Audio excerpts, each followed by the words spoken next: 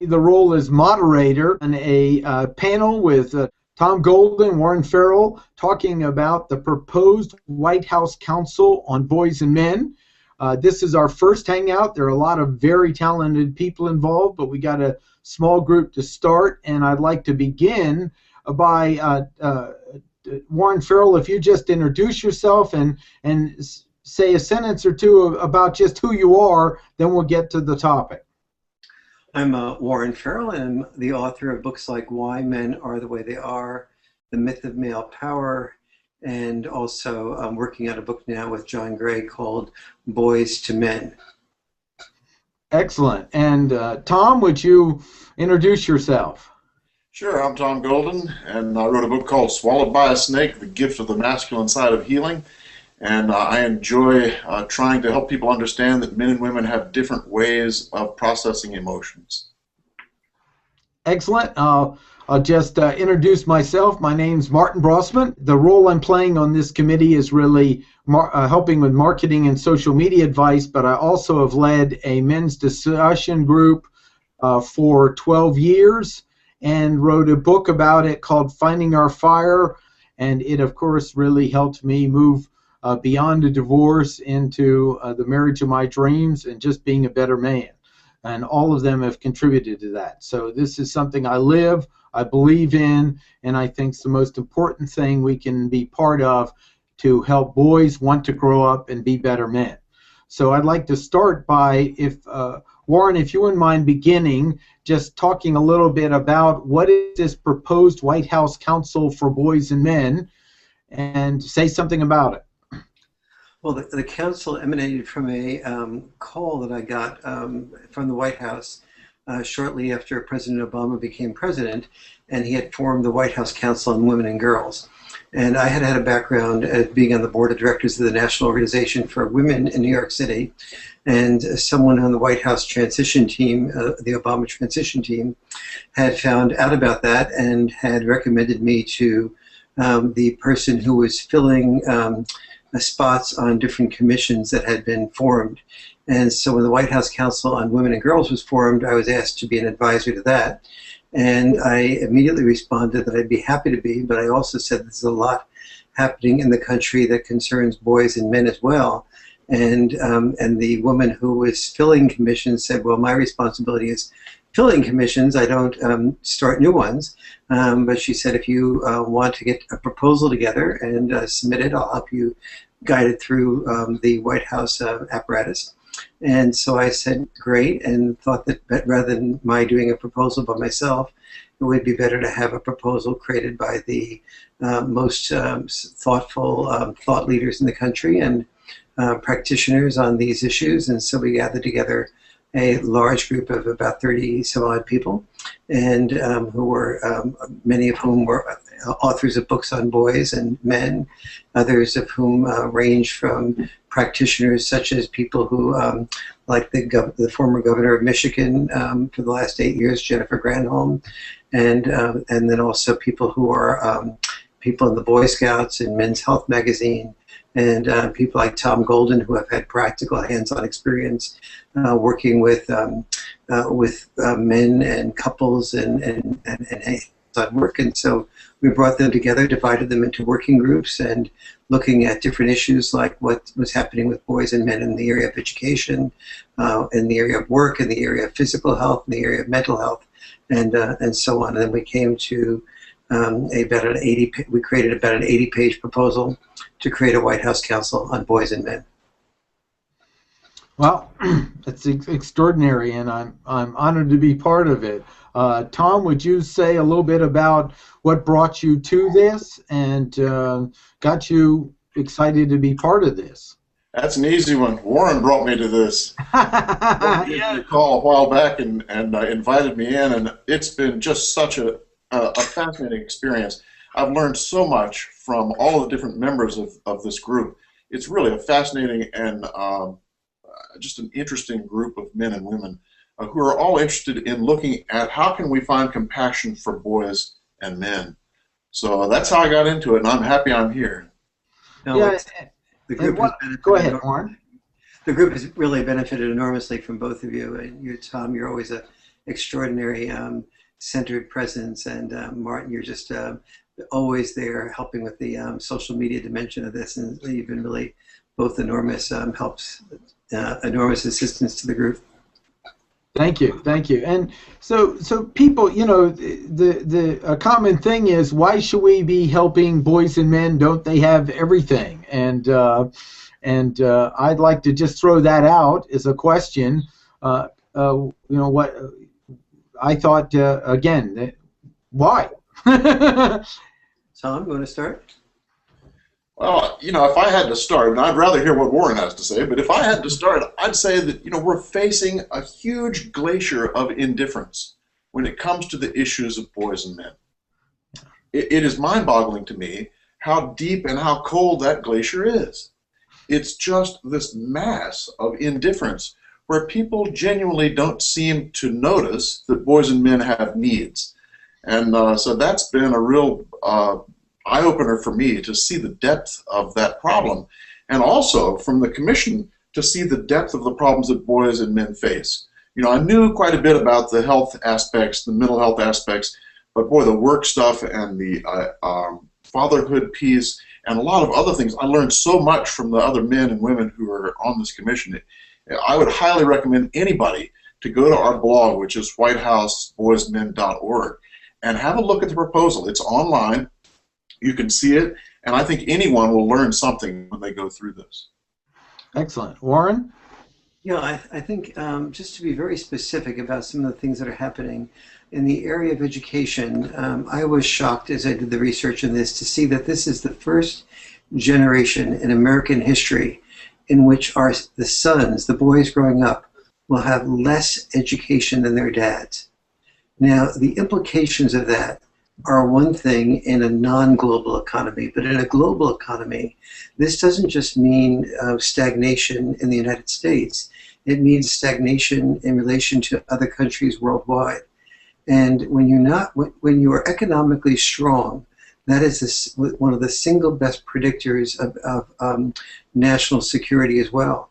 And so whether you're a Republican, Republicans tend to be focused on national security, or a Democrat who tends to be focused on direct education, this is a huge issue, ranging from directly how much our sons are educated, and most hardworking parents, they care a great deal that their children do better than they do, and this will be true for our daughters, but it will not be true for our sons. And more importantly is what is happening all around us in so many levels. So, for example, just knowing that when you're from Washington D.C., Tom, and when you measure look at the water around in the Potomac and all around the Washington D.C. area, and in a good many lakes like Lake Apopka in Florida, and most of the many rivers and streams near almost any major city, and you test the water, you find that plastics are leaching phthalates, and phthalates are endocrine producing simulators of estrogen that are leading to the faster maturity of girls and the slower maturity of boys. Mm-hmm. And so the maturation gap that has always been a little bit between girls getting mature more quickly than boys is now significantly increasing. And so whether you're an environmentalist or you're somebody who says, wait a minute, my son is playing too many video games, and you say, well, video games are really great. A lot of research shows that they are great, but they are great only to the point of 5-6 hours a week. They're not great to the point of 13, 14, 15 hours a week, and the average boy plays video games 13 hours a week. The average girl plays video games 5 hours a week. And this video game gap is part of what creates the addiction to video games. And as you get addicted to video games, the blood goes into the part of your brain to a greater degree that is responsible for motivation, but motivation only at winning the game, not the nucleus accumbens part of the brain, which is responsible for translating the motivation at winning at a given activity into motivation to win in real life activities. So people are learning to win at the game that they're playing, but not translating that to getting better grades, to winning at the game of life. They may win at Madden football on the video game, but not even want to play football or know how to play football or be motivated to play football in real life. And not that football is the end-all and be-all, but just a metaphor for the issue that's involved. So one of the issues is not just education or lack of education by boys, but also lack of motivation. And then your point, Tom, about the glacier of indifference, which is a beautiful expression, is really very, very valid, because 20 years ago, we had the culture was focusing on how girls were left behind in math and in science, and we did huge amounts of work in the school system and with parents about learning how to make school basically more user-friendly to girls, and science and math more user-friendly to girls. But we're having the same equivalent opposite experience with boys. That is, boys are in school and they need physical activity in order not to be ADD and ADHD, which is much more naturally boy than it is naturally girl. And yet recesses are being cut back rather than increased. Boys need to have something to achieve at, and yet and they're oftentimes not good at sitting still for a long period of time. But vocational education, which gave many boys something to achieve at, is being cut back rather than increased. And if it is increased, as it should be in the future, it needs to be increased not in the old ways that leads to just carpentry and manufacturing, but it needs to be increased in new ways, reading blueprint designs, studying robotics, things that boys are quite adept at, but they're not learning that it's perfectly acceptable to achieve in those things. We're learning that the female modality of achievement, sitting and writing and studying, those are the ways that we succeed in school. And as schools become fearful of being legislated against, they're fearful of having boys be rough on playgrounds, play dodgeball with each other, and do other things that boys have naturally learned to succeed at. So we have a whole perfect storm of problems, and that's just in the area of education. We haven't touched the area of fathers' issues and lack of fatherlessness. We haven't touched the area of emotional health. We haven't touched the area of physical health. We haven't touched the area, or we barely touched the area of the economy of the future. Tom, your thoughts? Yeah, I'm just taking in what you just said, Warren. It's a fascinating problem that we have, and hopefully, the work of our group can help sort of get out there that this problem indeed does exist. Because right now, I'm afraid that we are dead in the water as far as really getting people to understand that we are in a serious state. Mm-hmm, absolutely. When you see boys and men evolving from this and getting out of this issue, and one of the issues is being able to express emotions or being able to have some outlet for feelings, what types of ways do men take care of things that are bottling up inside of them differently than women do, and boys differently than girls do, Tom?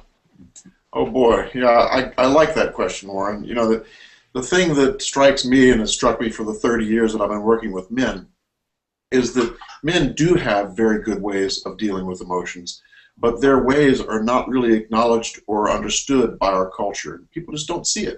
They don't understand that men have a very different, dramatically different way of processing things. Women tend, and I say tend because, you can't throw all women into one pile and all men into the other pile. It's not that simple. It's very complicated. But most women will tend to want to connect on an emotional level with people. They'll want to talk about the past. They'll want to kind of tell the story on a verbal level. Mm-hmm. And for men, that's not a safe place. That's not something that they feel is helpful to them in the same kind of way. And what it took me a long time to figure out is that men's way is oftentimes connecting their pain into action and into doing something. And this doing something almost always is connected with the future. Mm-hmm. See, now you get this split. The female side, what I call the feminine side of healing, is pulled into the past, which is a very valid way to heal. The masculine side is pulled into the future, which is also a valid way to heal. But the two are so dissimilar that both look at the other and kind of scratch their heads and say, that person's not really healing. So I think a lot of the work that I've been trying to do is to help people understand that we all have a different way to heal. And the more we can kind of understand each other, the more we can see each other has a unique way to process things, the better off we're going to be. In the couples work that I do, this is so extremely helpful. And people are so surprised to realize that, they have very different ways to process things. And once they realize that, they can start helping each other in that domain, rather than shaming each other for not being like ourselves. So that's kind of give an example, Tom, of like what some are some of the specific things that guys might do that are therapeutic that initially the woman might say, what? Why? How's that? Well, when Eric Clapton experienced the death of his little son who fell out of a skyscraper window, a tragic death in, I guess it was 2004, or maybe it was earlier than that. At any rate, what did Clapton do? He pulled back, he withdrew, he stayed away from everybody, he went to AA meetings. He was 2 years sober at the time. He went to AA meetings. The only other thing he did was he pulled back and played his guitar. And everyone said, oh, why aren't you talking about this? Why aren't you going to a support group? And Clapton said, no, my salvation has always been my guitar. It's always been what has helped me. And Clapton proceeded to write 3 songs about the death of his son. One, most people know, the Tears in Heaven song, which is basically a song about, will we see each other again? Another was My Father's Eyes, where the song is about thanking his little son for giving him an opportunity to see his father's eyes, because Clapton never met his father. And he felt as though he could actually see his father's eyes through his son's. But the third song is the most potent, and that's called When the Circus Left Town. And it's a song about Clapton's experience the night before his son's death, where he took his son to the circus. And the song is about how this one time going to the circus is going to have to last him a lifetime. If you hear that song and you know the story, tears will be flowing. I mean, it's so obvious. The guy has connected his pain in with these songs. But no one conceives of that as being grief. They don't conceive of that as processing emotions. But he was doing it because he was connecting with a product that had to do with the future that was honoring his little son. Wow. Was that helpful? Yeah, that's good. And I remember when you and I met, I recall, if I'm correct in this memory, that you and I met at a murder trial in which we were both asked to be expert witnesses. Yes. And, do you want to share how this man was questioned? He was the husband of a woman who was who died, and he was accused of being murdered. And one of the reasons he was held under suspicion was because after his wife died or was killed, he was doing things. Do you want to share some of that? Well, and the thing that shocked people the most was that he didn't cry. Yes. He wasn't tearful. He didn't seem to be upset. Well, guess what? Men don't want to show that they're upset. Men want to appear that they're independent and can take care of themselves. So first off, the man emotionally doesn't want to share that kind of fact with anybody else. But secondly, and importantly, testosterone diminishes a man's access to his tears. As a little boy, when I was 6, 8 years old, I could cry with the best of them. We had I followed the Redskins and the Senators in Washington, D.C. And they lost all the time. I was always in tears, right? 12 years old, testosterone goes up, the tears disappear. I always thought I was trying to be a tough guy, But really what's happening is, as the testosterone goes up, there's another hormone called prolactin that has an inverse relationship with testosterone, and it goes down. And the prolactin has an impact on how many tears we shed. So men generally, after they're 13 or 14 years old, will shed far fewer tears than women, depending on the levels of prolactin. That, again, that's an iffy thing. It's based on a lot of different factors. Is that helpful? Yeah, that's very good. And when you're working with your clients, what are some common everyday examples? We've dealt with a famous musician in a murder trial, but the average person is neither famous nor a murderer. So what are some everyday examples of something that a woman sees in a man, and through the therapy that they do with you, the woman is able to say, "Wow, I have more compassion now." I didn't interpret that way. Oh gosh, it's very common. When a man's father dies, for instance, the first thing he does is he'll probably withdraw. He'll pull back. And so many times the women will feel rejected. They feel like he's not with me anymore. He's left me. Well, actually, what he's doing is he's pulling back and he's grinding on this grief. He's processing very slowly in a mental way. He's not going to talk to you so much about it, probably, but he is going to grind on it. And so when you can point this out to women, that men, when they pull away like this, are not pulling away because they don't like you. They're pulling away because they feel it's a necessity. They feel like they've got to do this in order to survive. And once she sees that, then she says, "Oh, that's like me talking with my girlfriend." Yes, you got it. That's exactly right. Yes. Tom, I want to add something to that because a good friend from before kindergarten's father passed away, and I went to his house in D.C., and I hadn't seen him for several months since it occurred. I walked in his backyard, and I didn't recognize the place because it had been transformed with stonework and shelves and a new garden, and it was unbelievable. I mean, I literally walked out and came back in. I went, "This can't be his house." And I realized in the moment, this is where his grief went. Yes. He transformed the entire backyard where he grew up in, where his father played with him. Yes. And if I had asked him, I don't know that he'd have words for it or even know it. But from the good men's work and issues and some of the education, I spotted it immediately. I went, he's doing his grief work here. Yes. And it's beautiful. And I want to share one other quick one with that. In doing a talk on men's issues, I brought up some of the stories you had, Tom, and a woman came up to me afterwards and said, "My husband lost his father, and I really thought he needed help because he was out re-landscaping the yard almost after the funeral."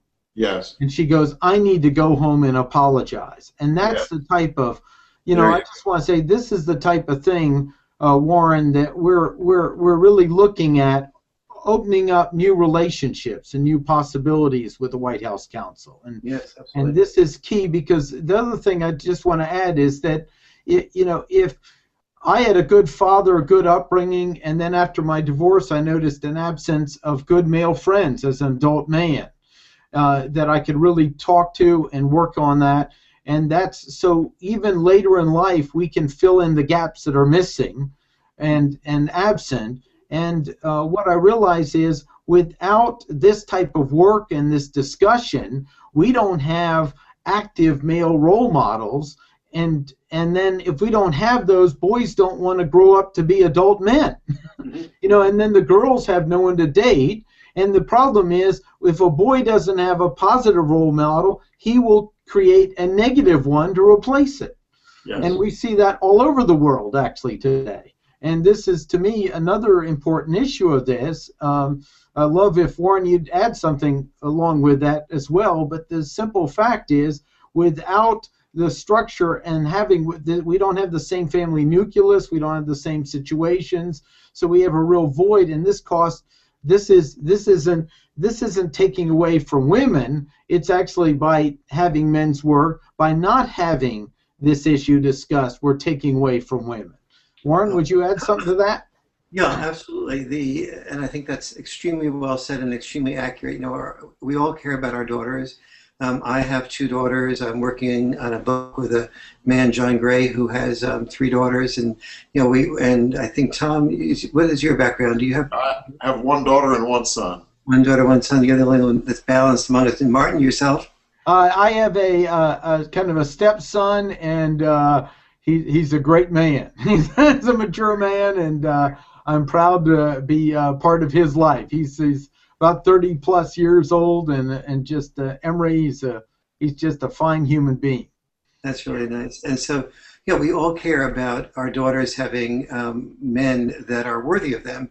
And I think part of what I hear you getting at, Tom, and it's a really important differentiation, which is that I can talk. I can look at data that we have come across for our White House Council on Boys and Men, and look at data that, like, for example, that as a boy goes from 9 years of age, just pre-puberty, to 25, his propensity, his likelihood of committing suicide will go from equal to girls to between 9 and 14, it will be double.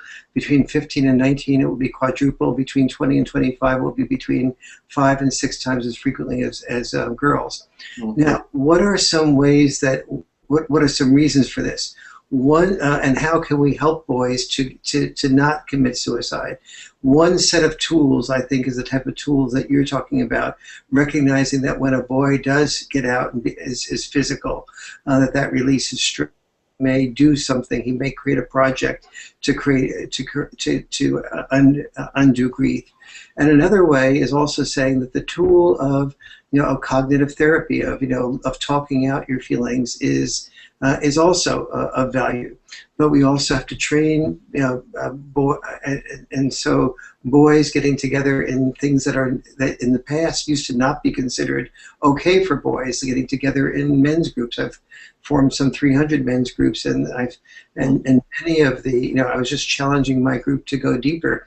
This past week that I was meeting with the men's group, and the guys were saying, "My God, this is the only place in the world where we can let out any feelings at all." And one of the people in our group who's extremely successful was saying, "This is the only place in the group where I can brag. This is the only place in the group where I can say what my failures are, because the rest of the world looks at me as an image. They don't see me as as a person with multitude of flaws." And so I think as boys start learning that as the going gets tough, the tough get going, and when they start to play football and they're told not to talk about their pain, and if they have a concussion, just go back in the game and play some more, that there's a positive value to that, and that there's also another option that may be appropriate for some boys to take, and that we shouldn't make it culturally not okay for a boy to immerse himself in an alternative option, so that his propensity to commit suicide has an alternative other than committing suicide. Yes, we need to find ways to reach these boys and young men. Mm-hmm. And right now, I think we're trying to put a feminine model and force them into this feminine model, which isn't working so hot. And I think we're probably being called to look at some different kinds of ways. Yes. There's all. I think having the alternative of a model that women have learned is helpful for them is something that we shouldn't make not okay for a boy to do. On the other hand, we shouldn't be creating systems where we're forcing boys to do that. Right. So, one of the things I think that John Gray's, my co-author's strength is helping both sexes to understand that men are from Mars and women are from Venus. We have two different ways. And one of my approaches is, and that we have to also look at, that we have to honor those differences and not put them down, and at the same time understand that the only thing that is deeper than male and female is that all species that have survived throughout history have survived based on their ability to adapt. So we have to ask what is functional, not just what is historical. And when we find out what's functional, we say, how do we adapt to what's functional? And that means exploring the best of what men have brought to functionality and the best of what women have brought to functionality, and not banning either sex from trying what the other sex has found functional. Yes. Yeah, I want to add something. We wouldn't think of saying that a daughter doesn't need her mother to be raised. These are similar statements here, that we're in a culture, like you said, numb or blind to the fact that the role of the father is very important in a boy's life, but also the daughter's life as well. And how are we supporting those? And statements like just man up in society, to me, aren't exactly. If we did that to women and said just women up, we would be bashed in the media. It would be appalling. I would be offended. But way we get to take out on men is as the most popular whipping post is it doesn't set a thing that boys want to be part of when they grow up. Absolutely. Let's take a real look at that, Martin, because you're putting your finger, somebody said to me the other day, you talk about 5 different areas that you're concerned with in the White House Council and Boys to Men proposal. And, one of these is work, and one is physical health, and one is mental health, emotional health, and the other is, fathering issues. And they said, if you could just summarize for me, I'm a guy, only like 25 seconds. If you could just summarize for me, what's the single most important thing that you could put your finger on, what would that be? And I said, if I put my finger on one thing, it would be fatherlessness. And let's look at the issue of fatherlessness for a moment. You live, Tom, in Washington, near Baltimore. And in Baltimore, when a study was done some years ago of single mothers who hadn't been married, who had children out of wedlock, they found that when their daughters and their sons, 30% of them had children out of wedlock. Either the daughters had children out of wedlock, or the sons were involved with a woman who was a teenager who had a child out of wedlock. But among those that had an active involvement of their father, that 30% figure of having children as teenagers out of wedlock went down to 0%, which gives you just a quick summary of the power of father involvement. Now, many of these fathers that were involved were probably had drinking problems, had drug problems, had problems of their own, but problems of their own or not, both the girl and the boy involved with a father, the out of wedlock children during teenage years having that went from 30% to 0%. Now, most of us are involved enough with social science research to know how unusual it is to get a 0% figure for any human behavior, especially destructive human behavior during teenage years. That would almost never end up in 0%. And to have father involvement reduce destructive teenage behavior to a 0% level gives you something about the impact of it that we can dig in much greater depth about. But we are now having 40% of women who have children are having a child out of wedlock. And we have 1/3 of children growing up without fathers. When a woman has a child without being married, it's highly likely that the father will be minimally involved or not involved at all after a few years. And so, and this has an impact that is negative on both our daughters and our sons, but it has a sort of dual impact on our sons. While children, girls or boys, who don't have significant father involvement are far more likely to be emotionally unstable, have nightmares, have temper tantrums, be less empathetic, amazingly, less assertive. They're more likely to be bullied. They're more likely to bully. They're more likely to have poor grades in every single academic area. They're more likely to be suicidal, homicidal in a smaller percentage.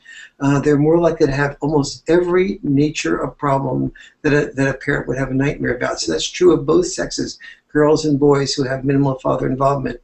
But the difference for a boy is a boy who grows up without a father is not seeing what constructive outlets for that constructive role model for himself when he gets older. And that has got to be a crucial vacuum in his psyche. He's not seeing a constructive way for himself, so when he's lost, he doesn't only have good boundary enforcement and good game playing and roughhousing and other things that are very special that fathers do. He also has nobody that he feels he can become that is there for him to watch as a model, either to emulate or to say, I need to be different than that. And that is so I believe that in the next 30 years, we're going to have a wound around father absenteeism that we have among our grandfathers around money if they had been through the Depression, that fatherlessness will be to the younger generation what depression was to our grandfather's generation. Wow. Yeah, absolutely. And this leads to the statement that should be starting to become obvious: why a White House counsel? Because if the White House is putting a focus on this, then it's going to bring light to have others to bring focus to it as well, just from the position it stands at. Tom, any other? I'd like to just again bring it back to just why the White House counsel? Why could we just do it all independently, and why is it important? Well, I'm still taking in what Warren just said. Warren, that's very moving, and it's powerful stuff. I think that the thing that the White House Council for Girls and Women has done has been to put the issues of women and girls into every level of government, and every level of government is now responsible to kind of keep track of and to know how are they impacting women's issues and girls' issues. And I think that's a good thing. But I think now we got to turn that around and have it for boys and men, because the boys and men really need it. Yes, this tremendous need. And I think our proposal pretty much sums up how much need is out there. And it's heartbreaking that it's not scooped up and said, yes, this is important, let's do it. One of the frustrations of many people who are conservative about government is that there's 15 things happening in the Department of Labor. They're being repeated in the Department of Education. They're being repeated in HHS, and the right hand doesn't know what the left hand is doing, and the taxpayer money is being spent to repeat programs in many different places. And boys and men's issues are, in fact, issues that are potentially handled by different parts of the government. We need a coordinating mechanism. So now we have virtually nothing being paid attention to, but if and when something is paid attention to about boys' health, so for example, there are 7 federal offices of women's health, even though women live 5 years longer on average than boys and men do, and there are 0 offices on men's health. But we have men's emotional health and boys' emotional health, and we have job issues, and we have fatherlessness issues, and we have, so the job issues are handled by a Department of Labor, and the Department of Education, the Department of HHS, all have a role in helping their department pay attention to girls and women's issues. So we need, as Tom is saying, for a focus on boys and men's issues in these departments, but we also need a focus on coordinating what the departments are doing, so we don't have lots of people creating bureaucracies that are repeating what another bureaucracy is doing without doing it efficiently and effectively. And so, one of the things that liberals tend to do is they tend to sort of form many government entities and not check the degree to which they're needed. And one of the things that sometimes conservatives often point out is we need coordination in government to be more efficient if we want it to exist at all. And so let's get government to be more efficient and do both things. What Tom has mentioned, which is create levels of activity in each and consciousness in each area. In jobs, what are the types of things that can be done to help boys prepare for jobs of the future, not jobs of the past? What is there to do with robotics, and also what is there to do for jobs that are now considered female jobs, jobs like nursing and jobs in healthcare and jobs in service industries are areas of jobs that will be growing significantly in the next 20 years. Most areas of jobs that will be growing significantly in the next 20 years are areas of jobs that girls and women tend to be more programmed toward. Well, boys and men have to get over it. We have to get over, if we, being a nurse is being a physician's assistant, being a medical oncologist or a radiation oncologist. Those are things that boys and men can do as well and make good livings doing those things. And we have to open up the minds of boys that there are job opportunities here What we're looking for is job opportunities, not whether that happens to have a past of a female image or a male image.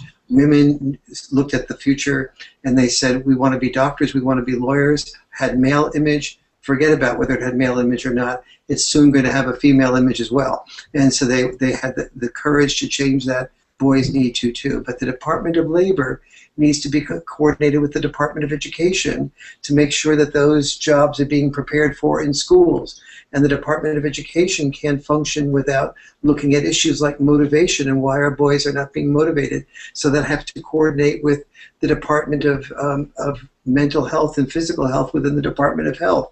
And so all these things, to be efficient and effective, need to be coordinated, and that's the function of a White House Council on Boys and Men. Hmm. I'm really looking forward to the day when we need to have a watch for a duplication of services for boys and men. Yes. That would be a good problem, wouldn't it? I'm looking forward to that one, baby. Me too. That'll be a golden day. You know, that'll feel good.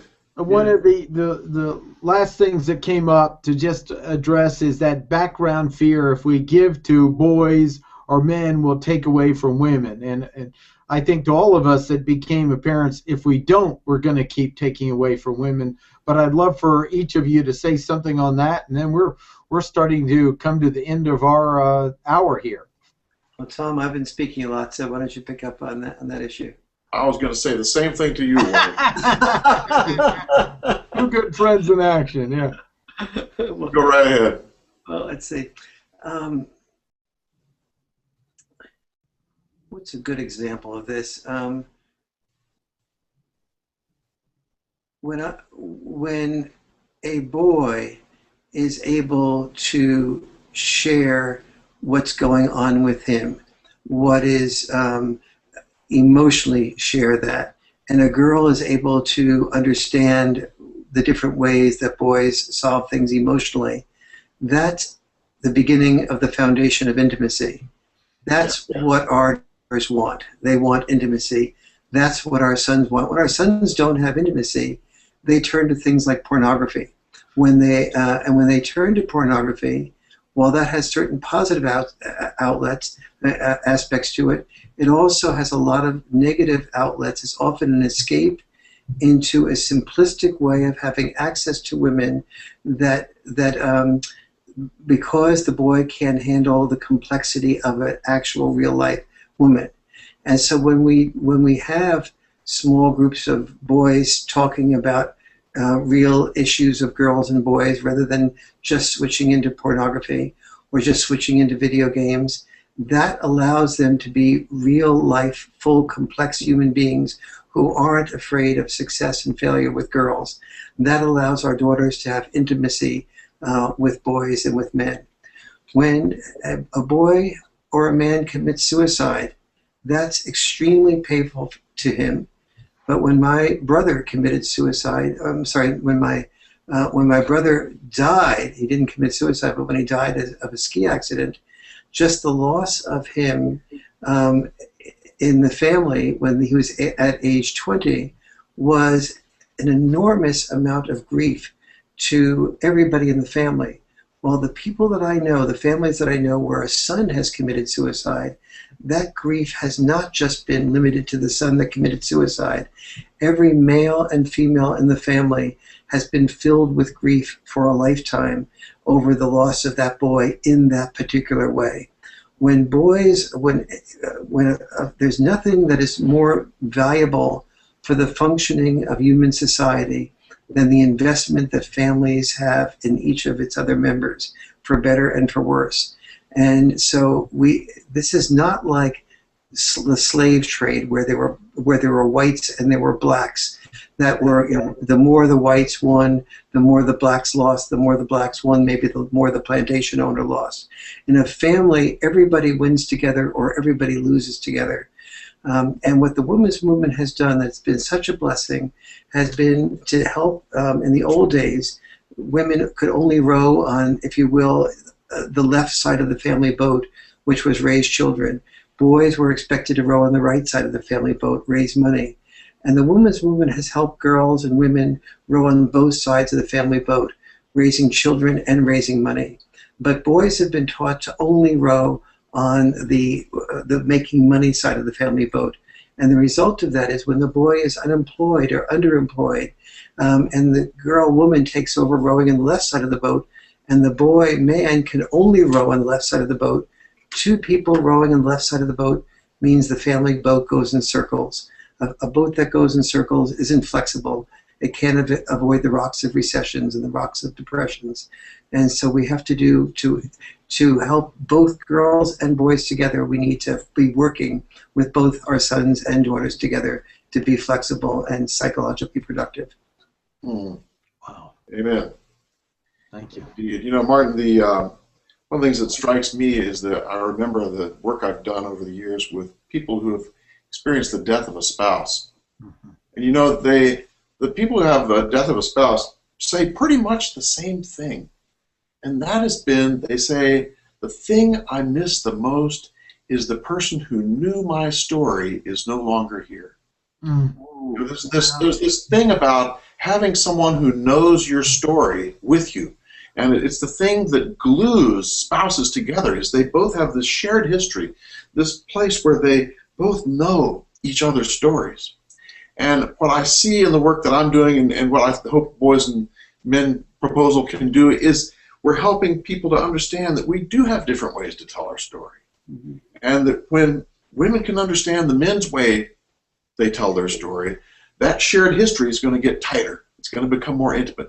When men can understand the woman's way of telling her story, he's going to get closer to her. So the more we can understand each other, the closer we're going to get, and we'll have that shared history and that thing of great value. I so agree with you. I've never heard a person come to me and say, Warren, I want a divorce. My partner understands me. So well. And, you know, a lot of the work that I do is couples communication work, and the core of that work is having each person tell their story and the other person hear that story. Yes. But that story means a story that often involves criticism of the other person. Yes. And biologically, when we are criticized, our biologically natural response is to fear a potential enemy. And so therefore we get up our defenses to kill the enemy before the enemy kills us. Exactly. And you know, both this way, the defenses, and also, boom, I sense the criticism train coming around the corner. I'm going to get that train before the train gets me. Yes. And so the first work that needs to be done in couples communication is teaching people how to rewire their brain, to emotionally develop different mindsets, to associate criticism with, for example, saying the more I hear my partner's criticism of me, the more my partner will feel that she or he has a safe space with me. Right. The more they feel they have a safe space with me, the more they'll feel loved by me. The more they feel loved by me, the more they will feel love for me. And so therefore, hearing criticism of my partner has an ability to translate into being more loved. So let me carpe diem, let me seize the opportunity to hear my partner's criticism so I have the opportunity to be more loved. And that's something that I believe, a new way of communication training that needs to start in kindergarten and first grade, not only for our daughters and our sons, but also for their parents, so that children won't learn one method of communication in school and then have a different method at home. Indeed. Excellent. Well, you know, we've come to an hour on this, and it seems like just minutes. And we really, the goal was to just have a discussion about why the White House Council on Men. And I'm just so moved and touched by your stories and information. And my intention is that when people hear this, they'll go to the website, they'll look it up, they'll find a way to get involved. We have Facebook, we have Twitter, we have a YouTube channel, and I want to pass it on to each one of you. If people are inspired or moved by something that was said here and they want to help, what are ways they can be involved, and who would like to go first, and that will wrap it up. Tom? Well, I think the first thing you could do is visit our website, whitehouseboysmen.org, and have a look at the proposal. And You can comment. You can tell us what you think. You can email us and give us your feedback, and we'd love to have some help. We can use all the help we can get. Excellent. Warren? Yes, and call the White House directly. Call, let's start a campaign to make contact with the White House and say we want a White House Council on Boys and Men. Go to during the election season, the next few weeks, go out to town hall events. Go to your congressmen, go to senators, go to congresswomen, and say this is really a crucial issue for us. When President Kennedy was approached by Martin Luther King, and Martin Luther King said, we need civil rights to be an important part of the agenda, President Kennedy's response was, make it politically possible for me to do that.